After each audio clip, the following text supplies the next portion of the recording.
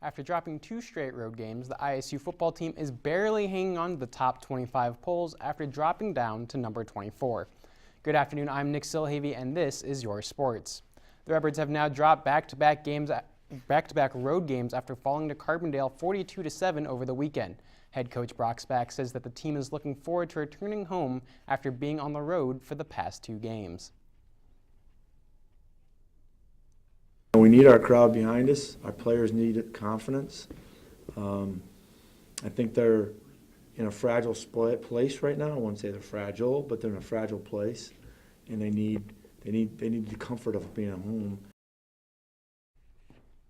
Coach Spack and the Redbirds take on South Dakota this weekend. Kickoff is at 2. It has been a busy start to the week for the ISU golf teams as both teams wrapped up invitationals yesterday. The men's team finished in 4th place at the Dayton Flyer Invitational, shooting 20 over par 872. The team was led by senior Zach Berry, who shot 2 under par 69 in the final round, earning him a 5th place tie on the individual leaderboard, shooting 2 over par 215.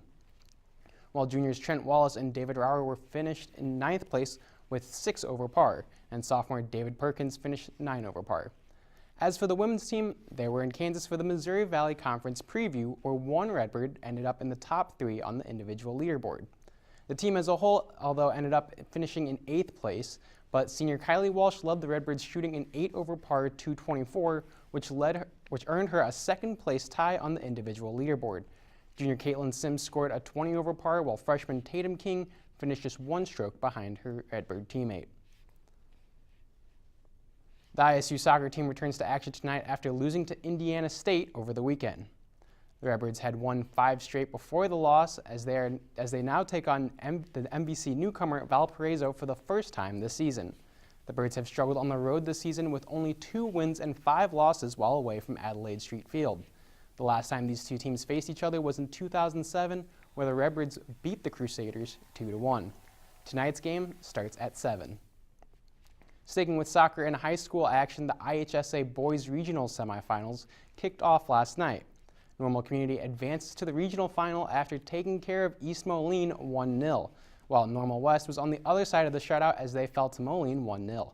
In 2A regionals, UI handled Limestone in a 7-0 shutout, and Bloomington fell to Washington 5-1. The Ironmen will take on Moline for the Normal Regional Final on Friday, and UI takes on Washington for their regional on Saturday. Now, the Cubs were down 2-0 against the Dodgers heading into Tuesday night after being outscored 9-3.